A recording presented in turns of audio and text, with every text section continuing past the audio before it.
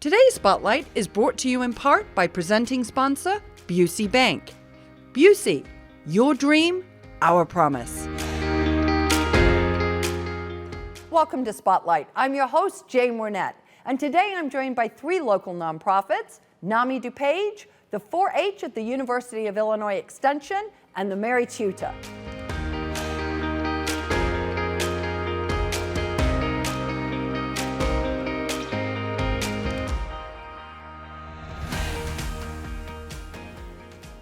You're watching Spotlight, and joining me now from NAMI DuPage is Geri Kerger. Welcome, Geri. Thank you. Thank you for asking me. Oh, you're welcome. It's nice to have you here. And we're going to start out with just explaining to the viewers, what is NAMI DuPage? Well, NAMI is an acronym that stands for National Alliance on Mental Illness. And we are one of hundreds of affiliates, NAMI affiliates throughout the country, but each of us is an independent entity. So we're all financially independent. So if you Google NAMI, make sure you Google NAMI DuPage so that it comes to us. Okay, absolutely. Make sure those clicks get through, right? Yes. So tell us a little bit about the organization and what makes it unique. Well, actually, the mission of NAMI DuPage is unique. Our mission is to provide support, education, and advocacy to individuals living with mental illness and their families. So it's unique, really, on two levels. One is that NAMI is a peer-led organization. So that means that our programs and our classes and the like are primarily led by people living in recovery of mental illness or their family members, both who have been specially trained. They are specially trained, people are supervised, so it's not so much of a mentorship. We have curriculums and very specific classes that we operate. So that makes it very unique because most of the time when people think about support for mental illness, they're thinking about going to the psychiatrist and the therapist. And of course, we welcome that. People absolutely should have a psychiatrist and a therapist if they have a mental illness diagnosis or if they suspect such. That's great. We are a supplement to those things. We are not competition. What we provide is different. And one of the things besides the peer-led model that makes us unique is our focus on the families. Because NAMI National as well as NAMI DuPage, both of them were founded by parents of adult children with mental illness.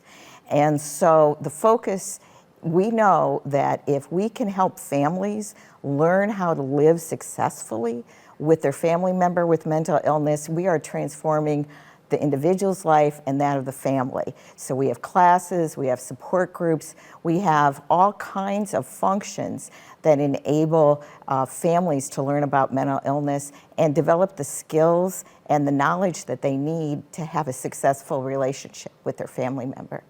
Yeah, I think that's fascinating as you talk about that because I think, we've talked previously about the stigma associated with mental illness, but it's that really your first line of support usually, and you hope it will be, is your family. And, yes. and if your family doesn't understand, how can they be supportive, right? Exactly, and that's really what we try to emphasize. And I always think our classes, we have what's called a family-to-family class, and parents come into it thinking, my child did this, and they have their head down and they're feeling low, and what do I do? And they come in and they say, well, my child did this. And the other parents turn around, oh, so did ours. Let me tell you how you deal with that.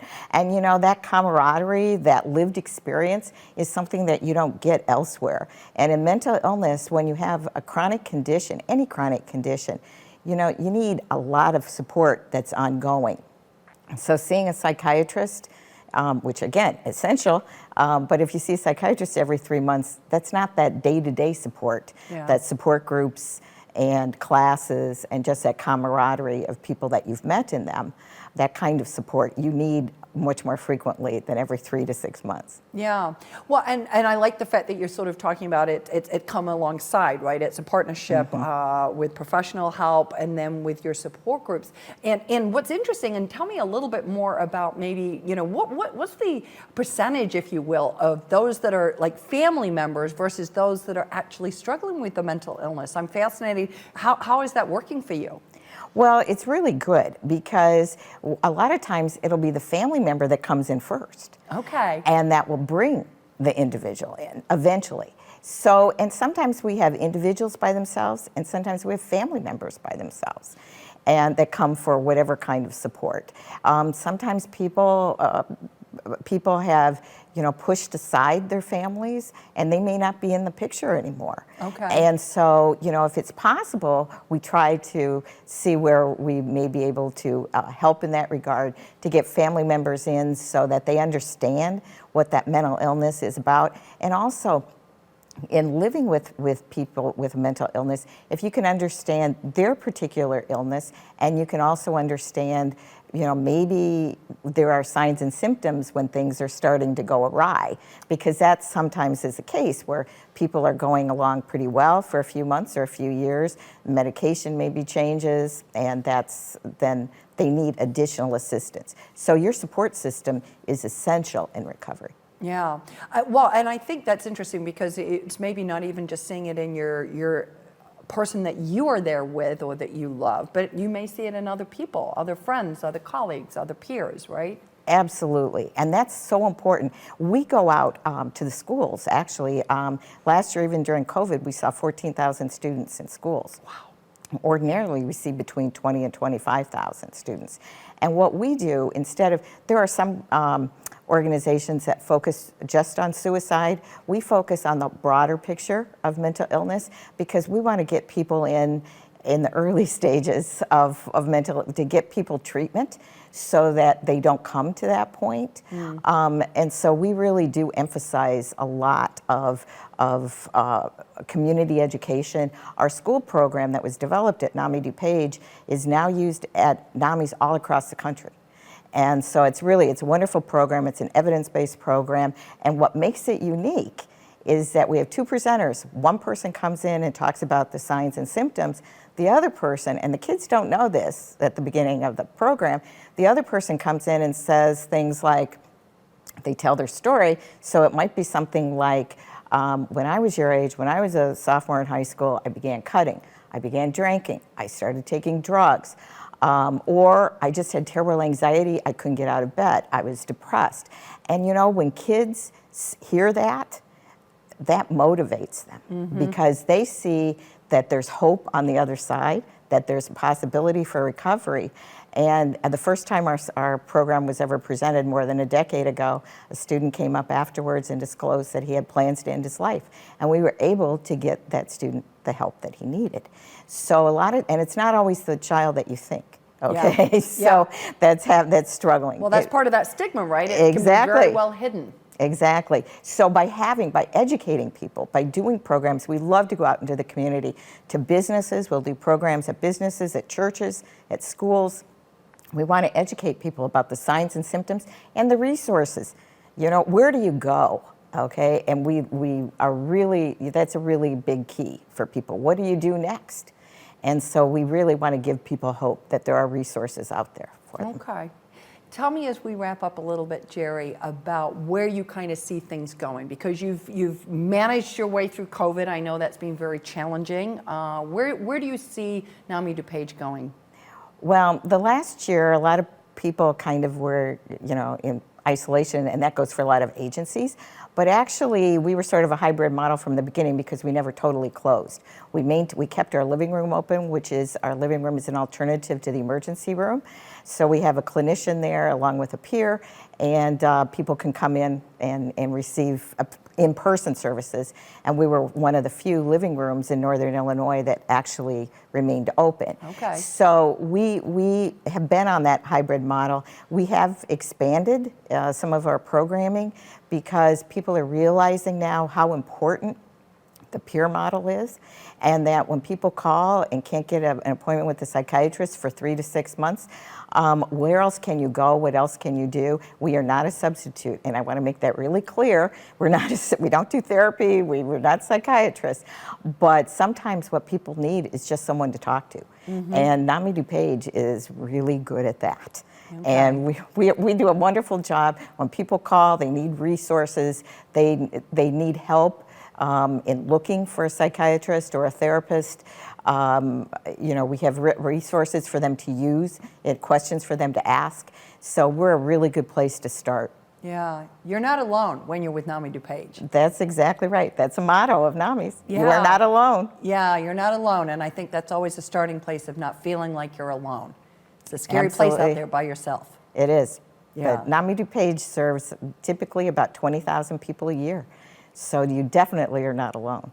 That's wonderful. Geri, thank you so much for coming by. It's always a pleasure to talk to you. Always nice to speak with you too. Thank you so much for having me. You're welcome. And if you're interested in learning more about NAMI DuPage, please go and visit their website. We're going to take a quick break, but stay tuned. We're coming right back with more Spotlight.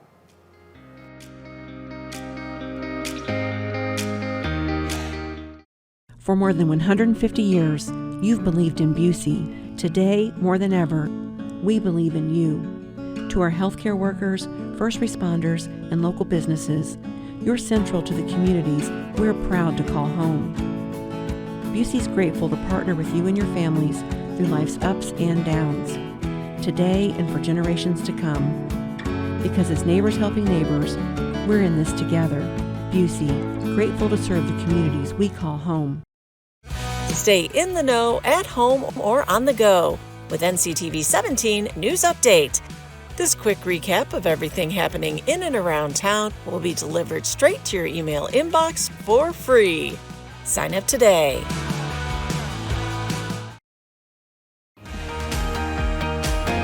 If you're just tuning in, you're watching Spotlight. I'm your host, Jane Wernette, and joining me now from the University of Illinois Extension of the 4-H program is Leela Siegel. Welcome to the show, Leela. Thank you so much. Thanks for having me. Really happy to have you here, and we're going to start off with a super easy question. Sure. What is the 4-H? Tell us what it's all about. Sure. So the 4-H program is actually a nationwide program. We serve over 6 million youth all over the country. And here in Illinois, the 4-H program has served over 200,000 youth, and we're in every county in the state. Here in DuPage, last year we touched over 800 youth with our programs, and we're really just a positive development program for youth. And so we focus on hands-on learning for youth and help them to serve their communities, explore their interests, and develop independence. Which I think is so interesting, and we're going to dive into that a little bit more, because I think when people hear 4-H, they immediately think agriculture, right? Yes, yes. And you're so much more than that. Yes, we are. So thank you for saying that. Yeah. So certainly we did start as an agricultural program over 100 years ago, and those are our roots. But our program is so much more. We've grown into the suburbs, into urban areas, as well as our rural areas. And we have a variety of projects. So we do have agriculture and livestock, but we also have science and technology and math. We have robotics and creative writing. So there's really so many different areas that we're involved in now. Okay, and so you mentioned youth, right? Mm-hmm. So tell me a little bit more about who you feel that you are for. Like, who's your target market? Sure. So the 4-H program is open to any youth of any background, ages 8 through 18, that again wants to get involved in their community, learn some great hands-on skills, maybe some things that'll look really good on their resume, any of those kind of things. And we also have a program we call Clover Buds.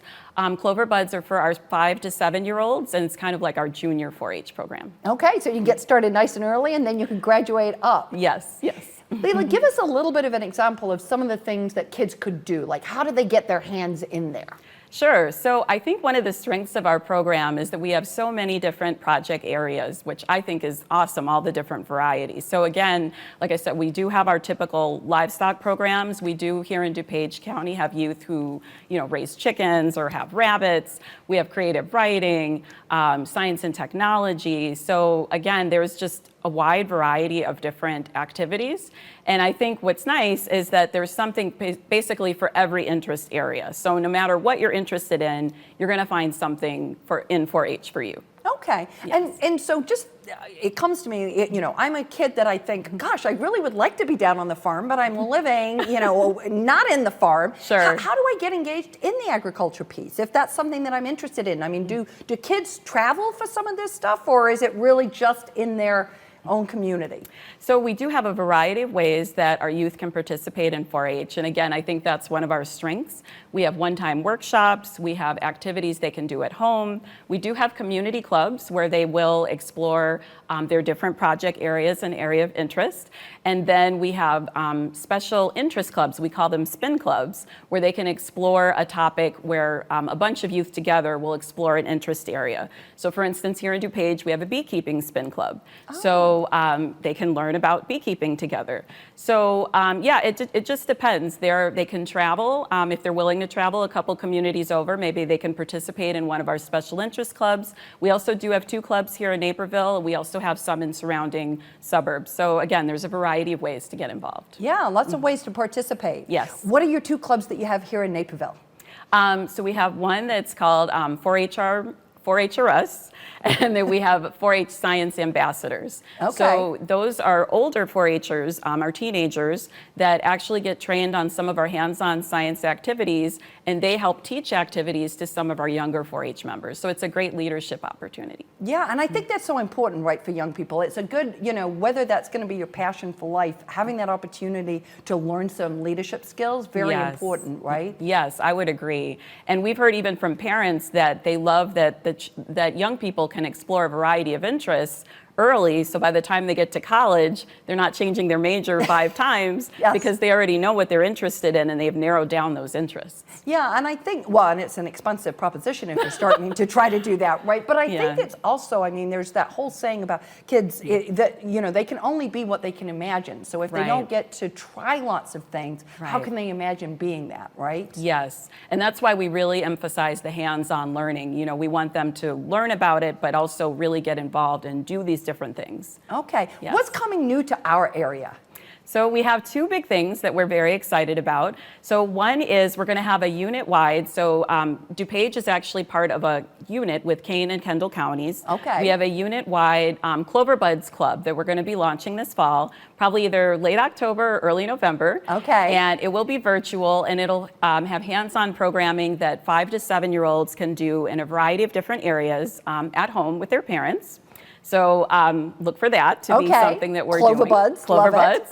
And then we also have a 4-H Kickoff Event. We're super excited about that. That's going to be October 7th.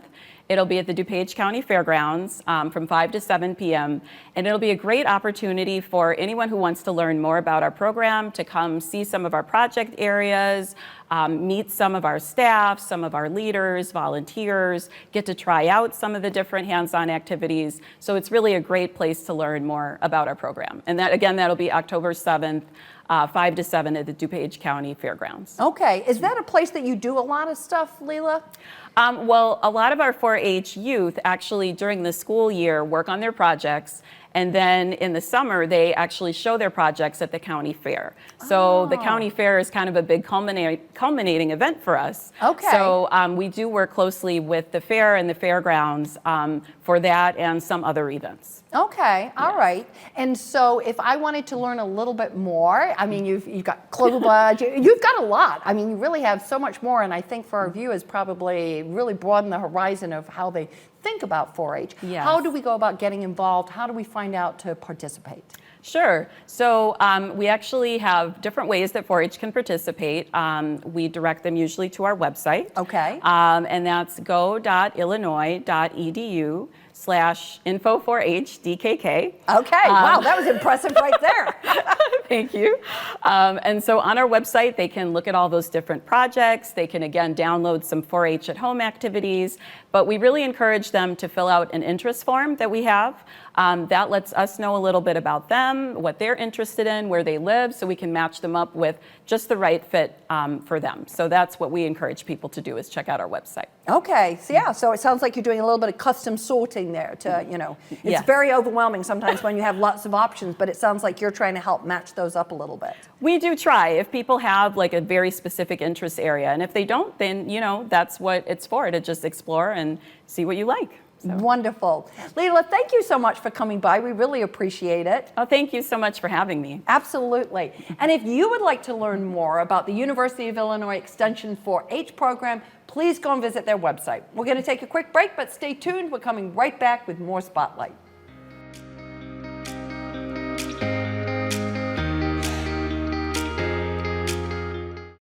For more than 150 years, you've believed in Busey. Today, more than ever, we believe in you. To our healthcare workers, first responders, and local businesses, you're central to the communities we're proud to call home. Busey's grateful to partner with you and your families through life's ups and downs, today and for generations to come. Because as neighbors helping neighbors, we're in this together. Busey, grateful to serve the communities we call home. We live in a safe community, but not a crime-free community. If you see something, say something. Be a Naperville Crime Stopper.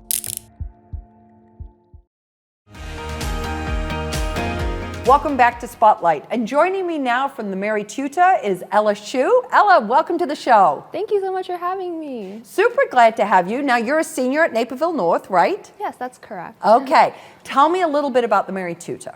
Yeah, of course. So the Mary Tutor is a nonprofit organization that's based right here in Naperville. We focus on providing free tutoring for students in our community, grades K through 12. And we're a completely student-led and student-run organization. So this means that all the members of our leadership, everyone on our board, we're all high school students, and everyone who volunteers on a regular basis is also just a high school student. And so this concept of students helping students is really simple, but we really like to embrace it. And to dive a little bit into our tutoring practices, we're a free drop-in organization. So this means that anytime a student needs help, they can come in to us during our tutoring hours and receive help from us without scheduling appointments beforehand or without paying any fees. So it's really good for parents to eliminate that kind of hassle, and it just makes our services that much more accessible. Yeah, well, that's wonderful. I mean, what a great service. And I think also just that ability to be like, whoops, okay, I didn't quite understand that in class, and I need a little extra help, right? As opposed to, it makes it very accessible. Yeah, exactly. Yeah. Now, obviously, it's been a little more difficult and challenging, I'm sure, during the pandemic. So talk a little bit about how you've adapted. Yeah, of course. So before the pandemic, we were actually an organization that existed completely in person. And when the pandemic started, we realized that we couldn't sustain that model. So we wanted to really adapt and turn around really quickly. So what we did was we ended up moving to an online sign-up model. So this meant that parents could email us ahead of time and schedule tutoring sessions that would be done on Zoom, and we would pair tutors with them. But after a while of using this model, we realized that we could actually improve and make our services more accessible. So what we ended up doing was we moved to a drop-in model, which meant that anytime during our tutoring hours, a tutee could go to our website, they could hop on our Zoom link that was staffed with tutors, and they would be paired with tutors in a breakout room for one-on-one help. And we really like this model. We've been using this model in part right now, but we're also mixing it with a bit of in-person things since things are starting to open back up. Okay, I love the way you are so inventive, and I love that. I mean, and what a great way to use the technology. And I would imagine, and you tell me, Ella, that might be a continued piece that you might offer, right? Because I would imagine that there are some kids where maybe that works better for them. Yeah, exactly. So like we really want to prioritize our accessibility, like I said before. So whenever we can sort of preserve an online aspect, we will. And that's definitely something that we're thinking about as we're moving to times beyond the pandemic. Okay, and sort of, you know, you've talked a little bit about where you're offering, both, you know, in person. Is that at the libraries? Where are you offering the in person? Yeah, so we offer in-person along with our Zoom online tutoring, and we do this 4 days a week. So we have 2 weekday times, which are Wednesdays and Thursdays, and this is from 4 to 6 p.m. We do this at the Alive Center, which is on West 5th Avenue. That's right across the street from Naperville North High School. Okay. So you can either come in person or you can go online during this time. And then we also have hours on Saturdays and Sundays, and this is at the Nichols Library, and that's in downtown Naperville. Okay. So anytime students want to come in, they can definitely come in there. They're welcome to come, but we also have our online option open then as well. Okay, and do you have, you know, one thing I didn't ask you to begin with, do you have an age group that you tutor? Are there specific grades? Is it only high school? Is it, what does that look like? Yeah, so our tutees, or the students that we tutor, they come from grades K through 12. So okay. Any people from that age range in core academic subjects. And then our tutors are all high schoolers. Okay. If a student was interested in getting involved with you, they kind of thought, okay, this sounds pretty cool, a teen-led, teen-driven organization, and I've got some tutoring skills that I think I could share. How would they get started? Yeah, of course. So any interested high schooler who wants to get involved should apply at our website. And we require that they have a minimum GPA of 3.5. And this is just to make sure that they've taken and excelled in some core academic subjects so they can teach them well. So once they complete their application, they'll be given an interview with our applications manager. And this will just be to assess if they have some basic teaching skills and things like that. But obviously, it's not something that should stress anyone out too much, since there's a lot of on-the-job training, so to speak. Okay, and I was just going to ask about that. So do you give some training and some guidance on how you do the tutoring, or how does that work? Yeah, so before a tutor starts tutoring with us in earnest, they'll be given a shadowing session with one of our more experienced tutors. So during this time, they'll get to see what it looks like to work with a younger student and to just kind of walk them through problems that they're having. And of course, whenever they need help, they're welcome to ask one of our leaders, who will always be on site during our hours. Okay, all right, so that's a good, and what do you think obviously the kids that are being tutored are getting a great service because it's free, it's peer-to-peer, and I think sometimes you hear information a little bit differently from a high school student than maybe you do from the teacher. Yes. But talk about what do the tutors get out of this? Yeah, so obviously as a tutor in this organization, you will be able to improve your soft skills. So things like communication, patience, social skills when you work with younger students, things like that. You'll also be able to join a community of some of the most driven, kind high school tutors and just be able to make friends that way. And also, if a tutor is dedicated and willing to put in the work, they can definitely move up and become a leader in our organization. Because actually, since we're student run, we really do embrace that. And I actually started off as a tutor in my freshman year and eventually was able to work up to co-president. Okay, and that's great leadership experience for you moving forward, right? Yes, absolutely. It's been great. Yeah. So now as we wrap up, thinking about how do you give back to the community? Because I know that's also been kind of a foundational piece for your organization, is that commitment to communities. So say a little more on that. Yeah, that's a great question. So obviously, without a community of willing parents, families, students that come into our organization, we wouldn't be able to function and operate. So we really want to give back whenever possible. And so we actually have a committee on our board that's dedicated to launching and planning community service projects. So in the past, we've done things like a creative writing contest. We have done fundraisers for the Greater Chicago Food Depository. Last holiday season, we actually helped a card drive for the Edward Elmhurst Hospital during COVID. And the community should be looking forward to an AP and standardized testing book drive that we're going to be having in the next few months, and we're really excited about that. Oh, that's nice. So you're collecting those materials to be able to share back out into the community? Yeah, that's exactly how it works. Okay, I love that. That's awesome. Ella, thank you so much for coming by. It's always so interesting to hear what teens are being able to do and accomplish in our community, and clearly you're accomplishing a lot, so thank you for that. Thank you so much. Yeah. And if you would like to get more information about the Mary Tutor, whether that's to become a tutor or whether that's to receive services, please go and visit their website. We're going to take a quick break, but stay tuned. We're coming right back with more Spotlight.